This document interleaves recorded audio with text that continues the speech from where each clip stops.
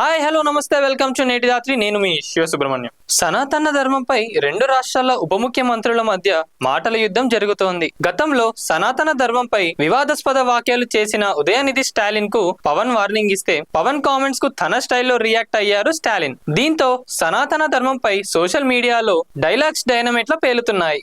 సనాతన ధర్మంపై దక్షిణాదిలో ఇద్దరు డిప్యూటీ సీఎంల మధ్య మాటల యుద్ధం మరింత హీట్ పెంచుతోంది. Andhra Pradesh deputy CM Pawan Kalyan, Tamil Nadu deputy CM Udhayanidhi Stalin fight తారాస్థాయికి చేరింది. సనాతన ధర్మం ఒక వైరస్ లాంటిది, దీన్ని సమూలంగా నిర్మూలిస్తామని ఉదయనిధి స్టాలిన్ చెబుతుంటే సనాతన ధర్మాన్ని కాపాడేందుకు ప్రాణత్యాగం చేసేందుకు వెనకాడమని పవన్ కళ్యాణ్ అంటున్నారు. తిరుపతి వారాహి సభలో స్వయంగా ఉదయనిధి స్టాలిన్ కమెంట్స్పై పవన్ కళ్యాణ్ తీవ్ర ఆగ్రహం వ్యక్తం చేశారు. సనాతన ధర్మాన్ని ఎవరూ తుడిచిపెట్టలేరని, అలా అనుకున్న వారే తుడిచిపెట్టుకుపోతారంటూ సంచలన వ్యాఖ్యలు చేయడం మరింత చర్చనీయాంశమైంది. దీంతో వెంటనే పవన్ కమెంట్స్పై స్పందించిన Udhayanidhi Stalin wait and see అంటూ కౌంటర్ ఇవ్వడం పొలిటికల్ హీట్ను అమాంతం పెంచేసింది. గతంలో తమిళనాడు నటుడు డిప్యూటీ సీఎం ఉదయనిధి స్టాలిన్ కొద్ది నెలల క్రితం సనాతన ధర్మం వైరస్ లాంటిది, దానిని అరికట్టాలి అంటూ చేసిన వ్యాఖ్యలు తీవ్ర దుమారాన్ని రేపాయి.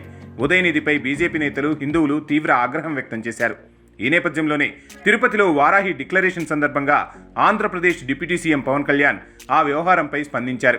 ఉదయనిధి స్టాలిన్ ఇతర మతాలపై ఆ తరహా వ్యాఖ్యలు చేసి ఉంటే ఈ పాటికి దేశం తగలబడిపోయి ఉండేదని పవన్ అన్నారు.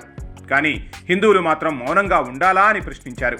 దేవుడి ఆశీస్సులు తీసుకుని చెబుతున్నానని, సనాతన ధర్మాన్ని ఎవరూ ఏమీ చేయలేరన్న సంగతి గుర్తుంచుకోవాలని పవన్ తేల్చి చెప్పారు.